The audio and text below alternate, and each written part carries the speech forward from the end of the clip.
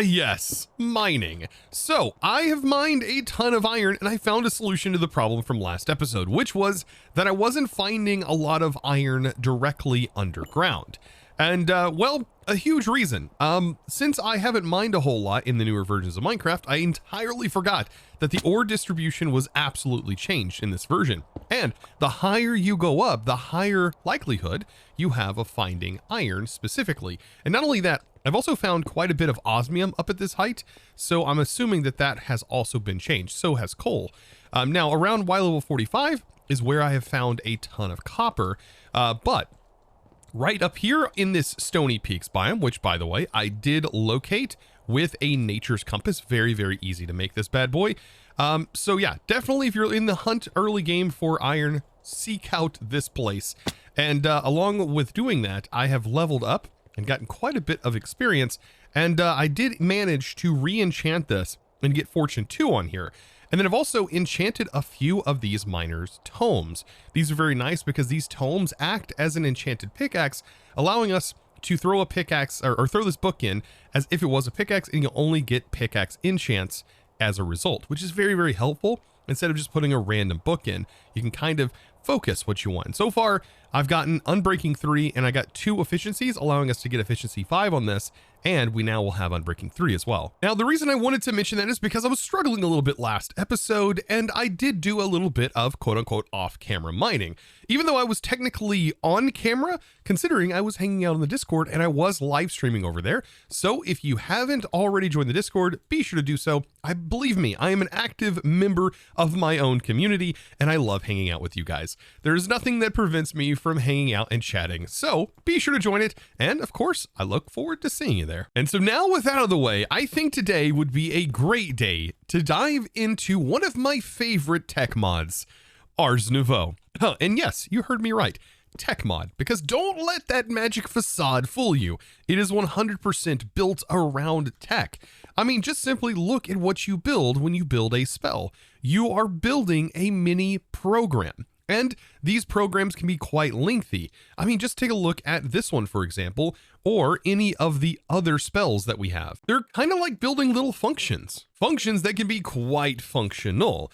Now, one of those functions that I want to make is going to be the functionality that is going to allow us to fly around our base and allow for easier building. Now, there's a lot of ways to get flight in this pack, but none are as simple as doing it through Ars Nouveau. And in this journey of getting this flight, we are also going to be generating infinite lava. Well, not exactly infinite, but it's going to fill infinite early game. And we're going to do that with the ranged pumps. So a ranged pump can actually pull lava, for example, from the nether, but we still need a way of getting that lava from the nether to the overworld. And that's where we're going to play with a couple of fun little things.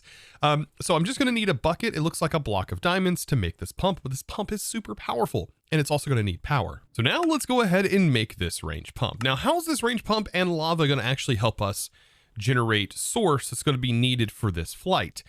Well, let's just say we can convert lava directly into source, and it is one of the best ways, in my opinion, to generate source, and a lot of it. But now it is going to require a little bit of mod entanglement. And when I say mod entanglement, not to hint at something that we're going to be doing in the future, but to hint at modular routers. And we're going to be using that to sort of entangle a couple different mods, like a tank from Mekanism. And we are going to power a volcanic source link, which is what's going to allow us to really draw a ton of source for our power that we're going to need for ours. Now, to power this pump, we are going to use a simple coal generator from Just Dire Things. And to get us started, like coal, like simply a stack of coal should get us done. And I think from what I had tested when I had tested this coal generator, it will fill the entire coal buffer, and this stack will leave you with 20. So let's just say it will use about 44 or so to simply generate and fill the entire buffer of 1,000,000 power. So I'm now in the nether, and what I want to do here is I want to use this location roughly here, avoiding this guy. I want to use this sort of center point here, and checking our map, I want to make sure I'm in the center of a chunk. I want to claim it and hold shift, and I want to force load this. And this is going to be pretty nice because this is where we're going to place our pump. So I'm going to place the pump right here in the lava, just like that. And directly on top, I'm just going to simply place my coal generator. And I'm going to get this powered. Now, this might seem a little bit strange, but believe it or not, this pump is working, and we can click it, and we can see that it has power, and it is also filling with lava. Now, this is just our first step, because that pump is now essentially taking the lava source blocks and then pulling it into its internal buffer, and then it's replacing the lava that it collected with stone. So this is actually a really lag-friendly sort of solution to this. But we don't have create in here, so there's no way for us to infinitely pump lava, but this is going to last quite a while. That lava is going to be very, very useful. So back in the base, we need to figure out a way to get the lava from here back to the overworld. Believe it or not, I have a pretty interesting solution to this. And that solution is going to be entangled blocks, and we only need one entangled block in order to get this to work. So now that I have myself an entangled block, it's time for me to explain how this wonkiness actually works. Because it is kind of confusing, but once you get it, once you wrap your head around it, you'll be amazed. And you'll be like, how have I lived without this? So I will take my entangled binder and I'm going to shift right click on the block that I want to exist in another location. So now that I have it selected, I can use this in cross-dimensionally as well, with only minor implications here. There are a little bit of downsides to doing this, by the way, and it does look like I'm out of experience, so I'm gonna have to break a few of these things over here to get enough experience to head back. There we go, that should be enough. But yes, there are a few implications of using it cross-dimensionally, and that is like on world load, there may be a little bit of sort of jankiness where pipes may disconnect, and things like that. But I do want to sort of explain that even though that may happen, if you don't use, for example, the pipes mod, you will never actually notice it. So let's go ahead and place this down right now. And I can show you that when I right click this, that lava is now accessible right here. And we chunk loaded that other area. So with us having that chunk loaded, this is actually staying loaded and is going to continue to pump and produce lava. And what we can do is we can pipe out of here as if this block was the actual pump itself. And by the way, we can also mine this and it will maintain what it actually is. So what I want to do is I want to use this to pump into an actual tank.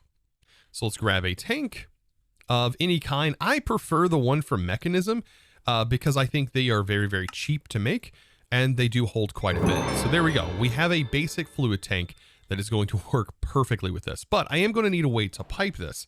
And there's a few different fluid pipes we can use.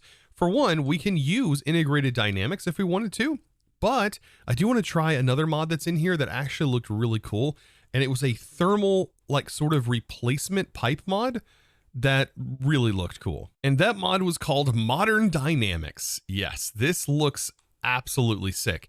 And all we're going to need, I think, is a fluid pipe and a single extractor to get this to work. So over here is where I want to set this whole project up. So I'm going to mine down a little bit. And this is where our entangled block goes. I want our tank to essentially go one block down, and I want it to be right here, which means that my entangled block is going to need to go down here. So I can place the entangled block. Looks beautiful. Let's place our singular fluid pipe, and then we'll use our extractor, by the way, which was just iron and hopper. And we'll click that on the bottom side. And what this will do is it's going to pump from the entangled block and fill in here. And something I noticed when I was playing around with these, they actually do fill with fluid. So you will be able to see them filling up. So I'm assuming they do have a buffer to them. But notice, this is filling up, and that's exactly what we want to see. But what we're going to end up doing is covering this with a modular router, and that router is what's going to control our next few steps. Now, it's at this point that I want to break away from what I'm currently doing, and I want to show you guys a couple of things, and also mention a few things that you guys have definitely commented about, and I've absolutely loved seeing all of your comments. And you guys have mentioned that there is a set of really nice gear inside of these Ars structures that have been laid about.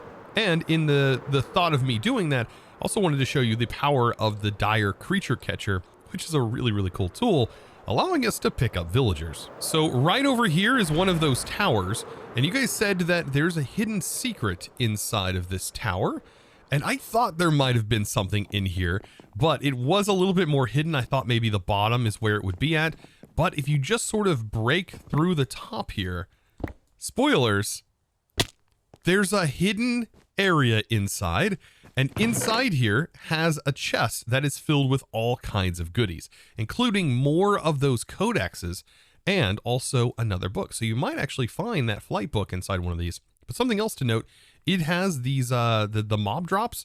Also, it'll have some tokens and also some source gems, which is very, very nice. And then over here on the table itself, don't forget, there's an item in there. So there's a Starbuncle charm just ready to go. And there's a full set of Ars gear. And this is actually very powerful to have a full set of regular artisan gear ready to go. So, the Arcanist. So this gear is going to give us a boost in our mana regen and mana. Now, the only thing we had up to this point was just mana, but it is kind of fitting that we are now going to equip this gear. But of course, I'm going to make all of this gear black because I want it to match our current theme that we're going to be going with. And now, of course, I can't forget this. There's a source jar right here, and there's also a scry eye, and there is a projection right here. Now, the way that this actually works, which is kind of awesome, is it sort of gives you a peer into what was actually there. So let me put this back, and I'll put this next to this. Now, what this does is when you look into here, it's going to give you a projection, but in this case, of course, it crashed, but it would give you a projection typically. But still, even with that like mini crash there, I think it's because it can't find the location that it's associated with. It's a pretty cool thing. Like, I definitely want to take this with me, and also that is a free pedestal, which I'll definitely take. I noticed also in here, there's a couple more of these entries, which is very nice as well. And we also have access to a berry and a containment jar, which I'm going to be utilizing later on as well. And then right underneath this is a full source block, which is the equivalent, by the way, of 4 source gems. So definitely worth grabbing these and probably worth seeking out. I wonder if there's also any other secrets in here. It'd be definitely worth exploring. I mean, just finding a bunch of these will unlock like every possible tier 1 glyph anyways. So what a jump start. Oh, and not to mention there's a Mage Bloom seed, like right there. Like, you don't even have to worry about crafting it. Oh, that is, it's amazing. Now, something to note, it doesn't seem like that structure is in every single one of these because, for example, this one that was nearby, it was not in, but it happened to be in one of the other ones that I had been by before. So that is something to note. Now, I did say I was also going to show this off. Oh, wow. What is this going on here? Well, I guess this is also a useful tool. I should be able to catch this guy right here. And yeah, look at him flailing his arms about. Yes, I have essentially captured this creature, and I can also like throw him in a hole anytime I want. You know what? I was thinking this also is going to be very powerful for ours because once we do have some source, we will have the ability to set up a Drigme farm. And well, what's the hardest part about setting up a Drigme farm? Well, getting the mob captured, but not if we have a capturing area. And because of this capturing tool, which kind of works like a Pokeball, which I absolutely love, this right here will allow us to throw the mob back into position, just like this. Yeah, that's pretty cool. But we can also pick up villagers. So just something I wanted to kind of show as I will head back. Now, surprisingly enough, we ended up having just enough source gems to craft all of our volcanic source links. Now, just in case you forgot already, we are working towards generating source. That way I can set up flight around our base. And this is going to cost a little bit of source, but we can also use a source for other tasks throughout the base, which is going to be very, very necessary in my opinion. But all we're going to need to set this up, and I recommend, by the way, I set up 4, but I recommend 4 or more for this setup. We are going to need all of the things that we just gathered, including that source jar, that one source jar that we got for free. And if you didn't already get this, like, it's pretty straightforward to make these jars. They just require the wood. Also, if you're looking for source gems, you can just make, and I recommend making like at least a few of these imbuement chambers and placing them down and filling them all with lapis, and you'll have so much source gems so quickly. You will have no idea like what happened, but they will generate passively. You don't need source in order to get them to go. So back to how we're going to set up this modular router.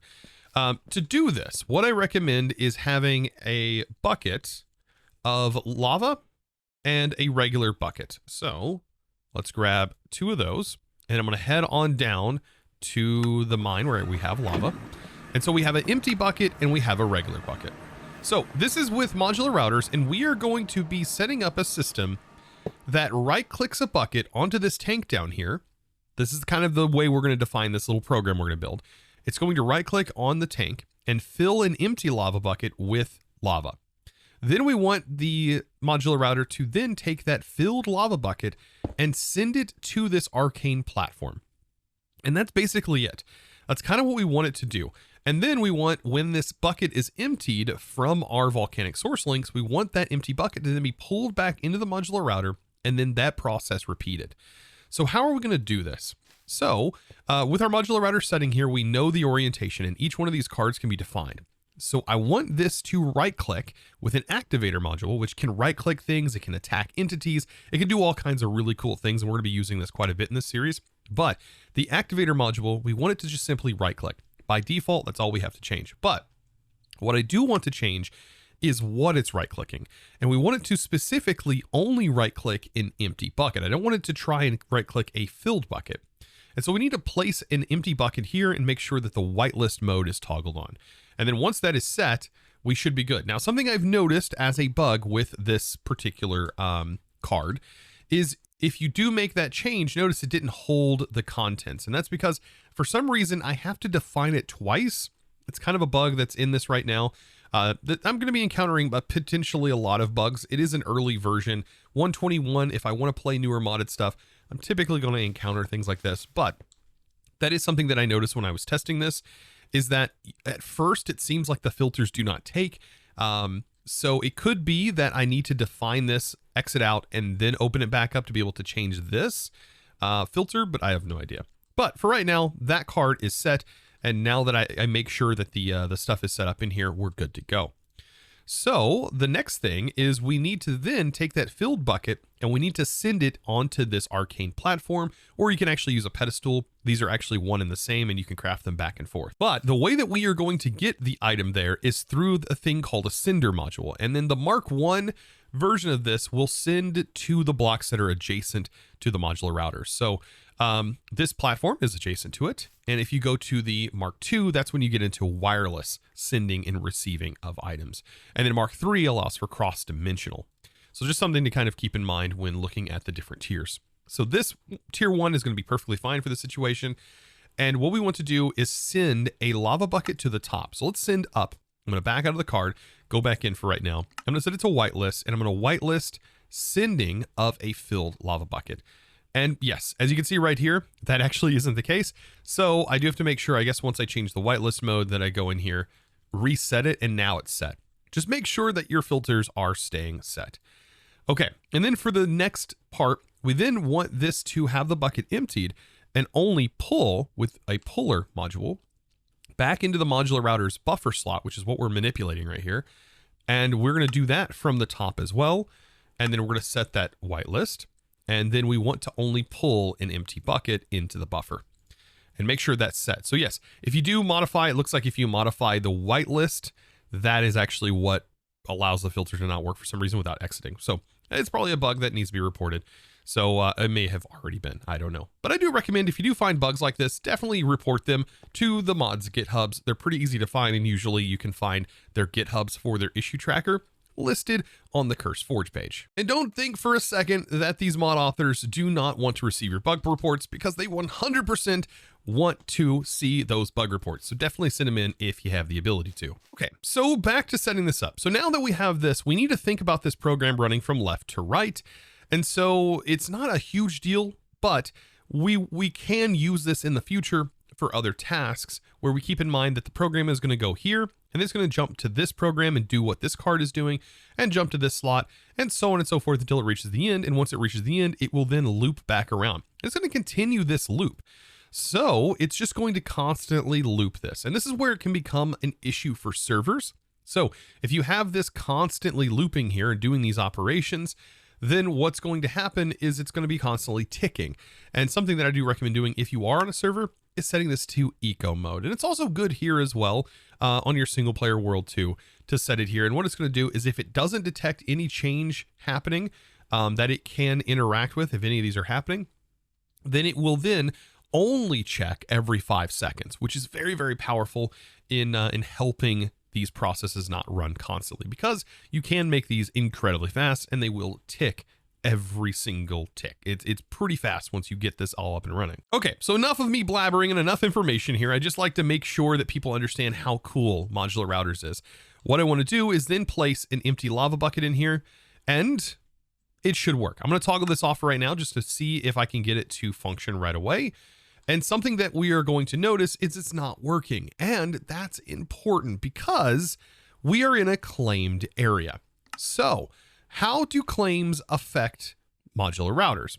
Well, it does work as a fake player. So what we're going to have to do is change a few settings in our protection claim settings through our FTB settings over here. Now, something that you can do to access this is there'll be a Teams button up in the top left-hand corner, and that should give you access to a settings menu that's going to look very similar to this one that you see down here, which is underneath the server settings. So once you have this, you will be able to see right here a fake players option. And this is where you want to potentially change this. Now, right now it's set to check. But what I'm going to do, since I'm in a single player world, is set this to allow. Be careful doing this if you are on a server. Something I will recommend if you are on a server and you're worried about fake players having access to your claims, instead of doing this, which you can see, by the way, it's now working, instead of doing what I just showed you, which works great in single player, on a server, Modular Routers has a very cool thing that you can put into it, and that is called a security upgrade. And the security upgrade will actually act as you in the modular router, and it will bypass the claims. So it will act as you in here, allowing the modular router to actually interact with your claim, which is very, very powerful. Definitely recommend using this if you're on a server, and don't do it the other way around. Cool. So now this is done. We have our bucket that is constantly going in here. And what we can do now is place in our volcanic source links. And these are automatically going to start consuming, as you can see right here, the buckets. And you can see the buckets going in and out right here. And then all we have to do is we need to place in a source jar somewhere. So I might grab a fence. And let's see, what fence would I want to use? Probably one from the mod itself, right? I think that'll look pretty good. And we can use some archwood. I think that'll be perfect. So a little bit of archwood, have a fence that is pulling down like this. And then I'll attach the jar right here. And then we're going to notice some magic. And look how quickly this has filled up. Just to put it in perspective, it takes a very long time just to get 1% from like an agronomic source link. And I have tested, even with Dyer's crops, the agronomic source link does not unfortunately work with the Dyer's crops because it is it is not a natural growth, which is what the agronomic looks for. So just something to kind of keep in mind. In my opinion, this is one of the best ways to get source, not only in this pack, but many others. Now, something to note, you do not have to do this with modular routers. Believe it or not, you can actually do this with pipes and filters, and you can filter it back into that Mekanism tank, for example. And that tank has a filling mode, so you can have it filled and then have the full version wrapped back around. There's a lot of ways to do this. I personally prefer the modular router method, and I absolutely love it. Notice it's not going to consume any lava when it's not actively having source being used. Beautiful. So now for the flight. Yes.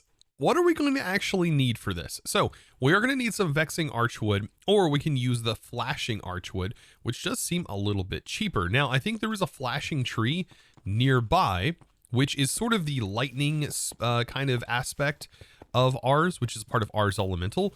And they're pretty easy to see as they are glowing. And so voila, this is the tree right here. Very, very bright, as like I said, because it's definitely lit up. And I'm going to try the tree felling upgrade. Oh gosh, this takes a long time. So that is the only downside with having, for example, vein mine and Dyer's tools in here, is that it just doesn't feel like as useful as it would if you did not have, for example, ore excavator installed. So yeah, it's so much quicker to just use ore excavator in this case. And perfect. After getting that log, look at that easy recipe right here. I will definitely take that. Now, we only really need one tablet of flight. We don't have to worry about this after crafting this one. And we're going to use a brazier here. And so I have a brazier, and this is where I'm going to actually need to make a few imbuement chambers. And like I mentioned, make a couple of them and then just place, for example, the lapis in. and then just sort of wait and kind of work on something else. And when you come back, you can just right click this and it'll auto replace and give you the item back, which should be the source gem. And you can see the crafting process is going up. But you know what? Because we already have some source, why not just place these over here? And this will go incredibly fast, pulling the source you can see directly from the source. And this will convert them very quickly as well. But beautiful. Now that we have this, we have a brazier ready to go. And this is what's going to generate our flight. Ooh, something to note. Yes. So these volcanic source links, they will convert stone into lava and also into magma blocks when they're doing this operation. So I'm probably going to convert all of this to moss blocks. But beautiful. Now that that's done, let's go ahead and get our brazier set up. I'm going to place mine right here, and I'm going to place my tablet of flight inside. And all we have to do now is right click, and the tablet of flight is ready, and it should be pulling from this source jar. And there we go. So all you have to do is double tap to activate it. And now we have flight.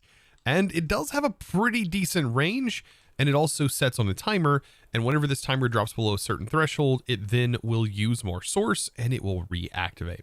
So we now have the ability to fly. And oh my goodness, that looks so cool with the animations for us flying. What? I was actually not expecting that. Oh, that's so cool. What a neat little effect. Now, the only problem that I have is we unfortunately get these nasty particle effects, and I don't know if there's a way outside of disabling particles specifically that we can actually remove these. And now to sort of wrap things up, I think what I'm going to do is go ahead and get sort of the major crafting components set up for Ars Nouveau, which is going to require us to have set up an arcane core. And I'm going to place this like near this source jar because there is a few crafts that we are going to need. And what we're going to do is place the core down, and then on top of this, we will place the apparatus, the enchanting apparatus. And then we just need to sort of surround the outside here with all of these pedestals. And this gives us access to crafting with Ars Nouveau. So anything that's going to need it should be able to pull the source from this jar. If it needs source, not everything does, but if it does, we should be ready to go. Something to note, the location for this is definitely not permanent. It is just where it's going to reside for now. And now, just to sort of craft something to show you how cool this actually is to set up, I'm going to be crafting something that we're going to be getting into very, very soon. So if I take a look at the recipe here, you can see to be able to make a Drigme charm, you can see that it requires these items on the outside, and we have an item on the inside. The item on the inside is actually what gets clicked on the apparatus. And all of this can be automated, by the way. So very, very fun that this can be automated. I'm going to go ahead and place this down, and then I'm going to click the Drigme token in the center. And you can see right here, it says recipe found, pedestals must be within 3 blocks. And I think it might be accounting for this pedestal for some reason. Oh, it's another thing that I got to keep in mind. So I'm going to move this out by 1. That should be away 3 blocks, I think. And then try this all again, and that should definitely work. This can be very picky about placement, so something to sort of keep in mind. I'm kind of glad that that actually happened because I got to kind of show what happens if you have a failed attempt. And there we go. This is what it's going to look like. Beautiful sound as well. And this is what crafting with Ars Nouveau looks like. Beautiful. And we now have ourselves a Drigme charm, and this will be the start to our first mob farms that we are going to set up. And well, we can just simply use the creature catcher to capture just about anything. And we can use this thing right here in my hand to actually farm mob drops off of mobs that are inside of special jars. And in my opinion, considered to be one of the most powerful parts of this mod. At least I think so, especially in a pack like this. But something to note, containment jars are going to require us to get essence set up, and essence is a whole thing in itself and is going to be something that we need to get set up sooner than later, and potentially get it automated. But that'll have to be something that we work on next episode, because today, well, we're all out of time. But I tell you what, today has been such an insane episode, just judging by the fact that we have this insane flight is absolutely amazing. And I love the way the body wiggles. If you did enjoy today's episode, be sure to click that subscribe button if you haven't already. And of course, give this video, guys, a huge thumbs up. I really do appreciate it. And guys, I look forward to seeing you over on the Discord. So join the Discord and or follow me over on Twitch, twitch.tv/ChosenArchitect. With that being said, it's now time to thank the amazing supporter of today's episode. And that amazing thanks is going to go out to Don Roik. Thank you so much, by the way, for your amazing support and choosing to support me over on the Discord by becoming a Discord premium member. Honestly, it's the least I can do, and I thank you all so very much. I look forward to seeing you in the next episode. And of course, as always, thanks for watching. Bye!